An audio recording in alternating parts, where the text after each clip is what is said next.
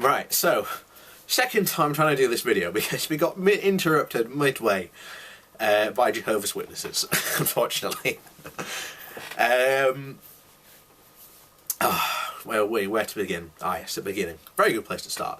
So, as you may or may not know, before on this channel I've talked about a guy called Peter Glidden, who is basically a naturopathic doctor. And I don't have a very high opinion of these people at all, because they promote pretty much every single type of woo-woo you can think of, be it from homeopathy, herbology, magical touching, magical stones. You know, these guys promote pretty much anything you can think of. And Peter is probably one of the most, not prolific, but he certainly gets around on YouTube. And he makes quite a comfortable living, unfortunately, off conning people. And it was only a matter of time before we'd have someone closely connected to him, which in this case we have, or him himself. And because since we've got one of his disciples, we'll read upon what they say. And this person is called Tom Reckinick. I think that's how you pronounce his second name. I've never come across it before. But Tom... We'll get into Tom himself, but you can find all this information on his YouTube channel. Comes along and basically says that you actually don't know what you don't know. You're an absolute classic example of the ultimate numbnut. And that, you know, I catch up along on what essentially I don't know. And I'm like, well, hold on. You're promoting a guy who is promoting woo-woo. And my response to him was, what do you know what I don't know? How about the guy that you're saying that I don't know a lot about, and the fact that he's promoting the fact that chemotherapy is only 3% effective, something that I've done numerous videos on and shown that yes, chemotherapy is way more effective than just 3%, because this comes from an Australian study which people like him are horribly misquoting. Yeah, there you go, hair. So, we'll get into Tom's little response, and he says, if I've done any research on the man, you'll find a video where it explains this. If Tom had actually watched the video, that was the video in question I was responding to. You'll find the admits chemo has been marginally, yes, marginally effective. Let's not, ignore that, chemotherapy is massively successful. It is one of the best things we have for treating cancer. And he goes, oh well, chemotherapy's effective for treating testicular cancer and Hodgkin's disease, and some success in childhood cancers. Forgets to mention things like leukemia have a very high successful rate. And then he goes on to talk about testicular and Hodgkin's diseases. And then what about all the other things where cancer is highly successful, where breast cancer, you're talking it's in about 80%. Testicular cancer, it depends on what type of testicular cancer, that is highly treatable. There's lots of different types of cancers which are highly treatable with chemotherapy. Again, this guy is cherry picking, and it's going to be fun because later on he gets on at me for cherry picking. Anyway, he continues, enter a time frame of under or over 5 years, and those statistics are like rubber, and it degrades, and the chemo approach drastically. You won't really hear about that from the chemo cancer pushes, however, for obvious reasons. Because if you were to start doing that, you'd have loads of different data. What you do is you tend to average it out. Now, once you've had cancer itself, what happens is they keep you on for 5 years, because they pretty much say if you have any cancer like this, it's going to probably come back within the next 5 years or so. Most cancers like this are fast acting. That's what generally happens. Once you are past the 5-year mark, they pretty much say you are safe. Oh. Yeah, another hair. So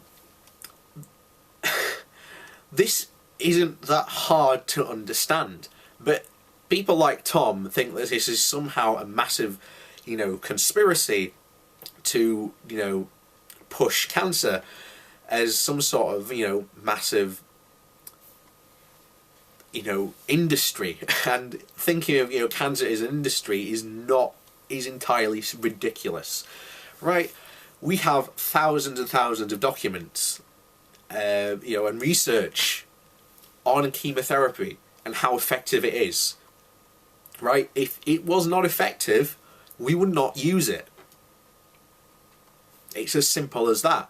And if, for example, Tom and his woo-woo cohorts could prove that their treatments are effective, we would use them. They would not become alternative medicine, they would be medicine, because there is only one medicine.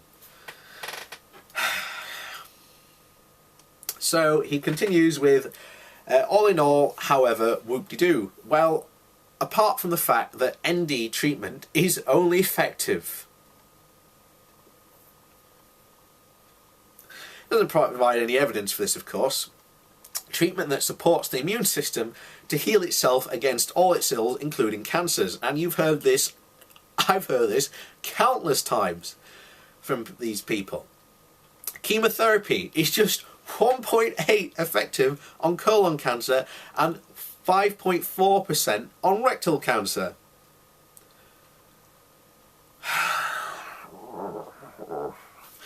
Right, so what is the total survival rate for these type of cancers? Because you can't just say that these are only effective.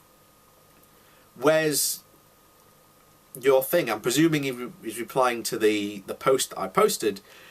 Again, if you take even a look at what the study says in Australia, where you're looking at the cancer survival rate is about 60%, and you're basically looking at 1.8 on top of that 60%, making it 61.8%.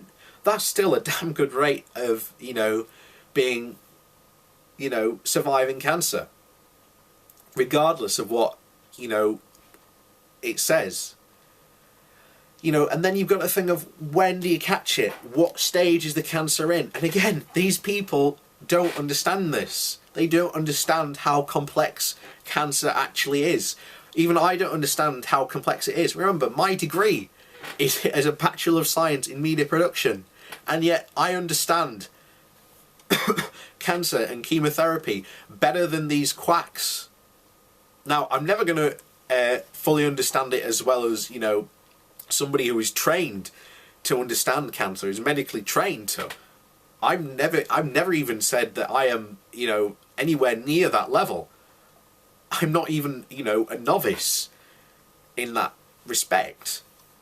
But it's easy to find out. It's easy to read up. It's easy to read upon the facts of these things. And these people do not care, because they are being conned. And like Tom is conning people, because as we will get into later, Tom's little shenanigans. But it is all in all how the traditional cancer industry is being driven by, of course, Big Pharma present the figures. Well, no, these figures are from cancer research societies. They are from hospitals. They are from government databases. Big Pharma do not have any interest at all in publishing these figures. They have no valid interest in publishing these figures at all. Tom continues, why? Because if you survive 5 years on one day, you're considered success. Yes, you are considered success, because I've already explained why that is a success. Considering your reference, what are the real successes' overall contribution to the curative and adjunctive chemotherapy to a 5-year survival rate in adults from a study of 1,000, from the study?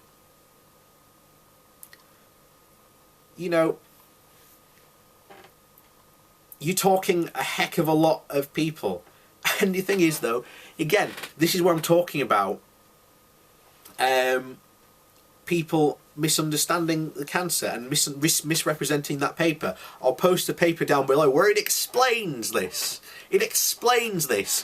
Why these numbers aren't, false, and why people like this misquote this study and don't understand it. He continues that sadly, even as the good doctor stated, that approximately 2.3 in Australia and 2.1 in the USA. Right? I'm sorry, we have facts and figures to back up that chemotherapy is more effective, right? The paper I posted, this guy is quoting and showing why people like Tom are misquoting a study that chemotherapy is only 3% effective. You know, these are absolutely 100% false, because as he says, he mentions a number about 154,000 people, right? Out of 154,000 people, if you took the effective 3% number, you are literally talking only about 100 of those people would survive cancer, right? If that was the case, why are we seeing so many people survive cancer? Why are the rates going up, not falling like a stone? You know, if this if Tom is saying, you know, what he is saying, then getting cancer should be a death sentence, an automatic death sentence. There is, you know, but that is not the case. And that is what people like Tom want to make out, because then they can make money. And then they can scare you into going into alternative treatments, delaying, you know, the real treatments, which would probably even save you. And then when you go to the doctors because you realised, oh no, the alternative treatment hasn't worked, your cancer is in a worse state than it was, and is a lot harder to treat than it would have been if you'd have come, you know, 3 or 4 months earlier. It's not that simple to understand. Well, it's that simple to understand. And then here he goes. Okay, basically, you cannot cherry pick and average the results. Yes, that is how we work things out. You work things out on an average. Because if not, you have all this data going haywire. How do you sort it out? You can't just go, and I'm sorry, but the average results, you know, for cancer, you're literally talking between 60 and 80% survival rate for cancer in the UK at the moment, right? Not this, you know, ridiculousness that he is promoting, that it's, you know, 1.8 effective. You know?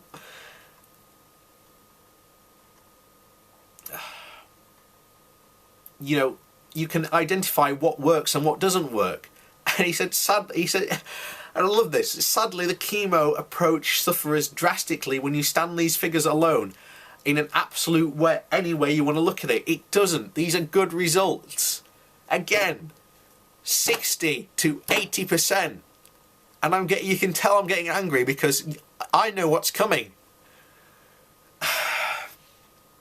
Anyway, you made the video here. You're an expert. No, I'm not an expert. I've never claimed to be.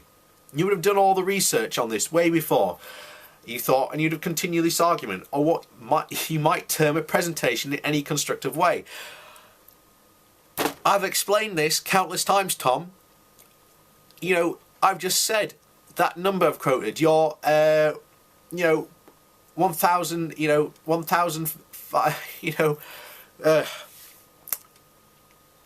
1,554 people, if you took your number, your 3% number, it would be something like, you know, 100 odd people would be surviving.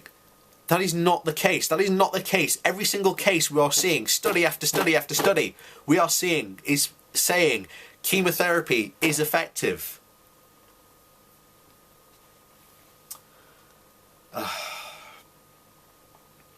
Okay, as the good doctor himself, or as the good quack doctor himself tells us, you don't know what you don't know. And if you think your obvious shallow research is the basis of a good argument, you are sadly mistaken and deficient in knowledge.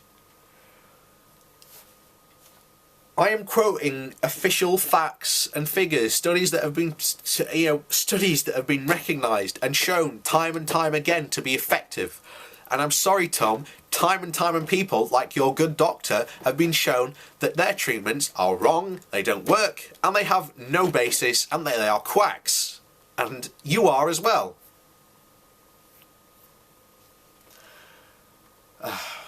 You know, even now, watching more than 7,000 videos on any and everything health that I can get my hands on, he's written three books in draft on the same subject.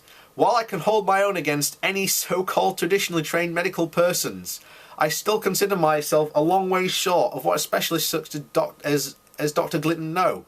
Well, okay, Tom, come at me. I'm here. You know where I am. I'll talk to you. We'll have a conversation. We'll talk.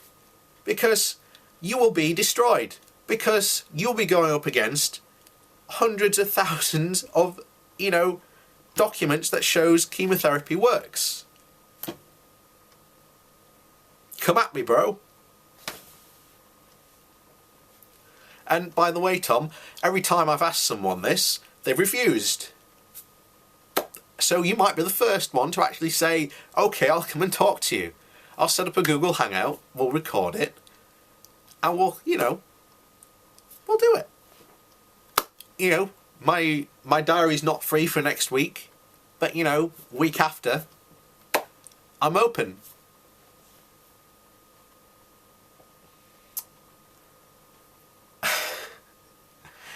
It is also not my job to do your research for you and then argue the case, nor is it to challenge your attitude or depth of knowledge as shallow as it is.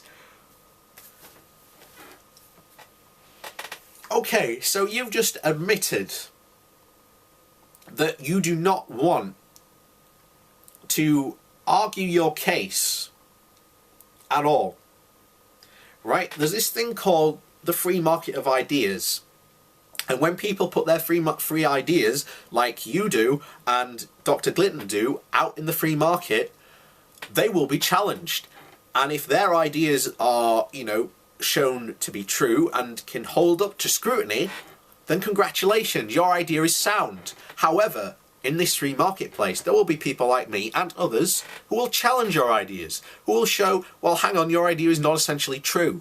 You call me stupid, but I'm sorry, Tom, you are an absolute moron. You know, he says that he's more unhappy to reply to crap I post about Dr. Gilney is a quack, and he is. I'm sorry, he is, and so are you. You know, and then he continues, when you've done enough research across the board to realise that cancer is an industry and it's all about making cancer sufferers a client and not a patient. Cancer is not an industry. And I'm sorry, Tom, but people like you make it an industry. You have made it your job. Tom, you have made it your job. And you should be ashamed of what you do. Because you are not a doctor. You are not a medically qualified person. And then you go out of your way to offer people medical advice, you know, in a monetary form. You are a quack. You are the very definition of what a quack is. How dare you? How dare you come on and say stuff like this to me, that I know nothing? You know nothing, sir. You are a fool. You are a moron. You are a dangerous moron. How dare you come here and post this comment to me? I challenge you. Come debate me in a live, one-on-one format. Put your beliefs to the test in this free marketplace of ideas. How dare you? How dare you come up and say you should not defend yourself when you clearly want to in this comment post? I have shown you are wrong. You post exactly the same things as Dr. Glitton, as he's not even a fucking doctor, and I've said it. Pissed me off. You are not a doctor, neither is he. We have facts, we have studies. I have shown you the person that is responding to the post of a 3% number is false. You have then gone on to say and used that exact document, which I have said is being misquoted, which the exact blog post shows is being misquoted by people like you, who are using it to then make money. Because yes, what happens when you click on Tom's name on YouTube? Oh, what is this? Thai girls? Well, each to their own, Tom. But then this gets worse, because lovingthaiwomen.com must be certainly a sideline to you, because you then get a video. A video for all those with cancer, my gift to you. Because Tom has a website called foodisasecret.com, where he sells and shills his book and says that he's not a doctor, and then offers medical advice. Tom, you are disgusting. You are absolutely disgusting. As a person, as a human being, how dare you? Just fuck off.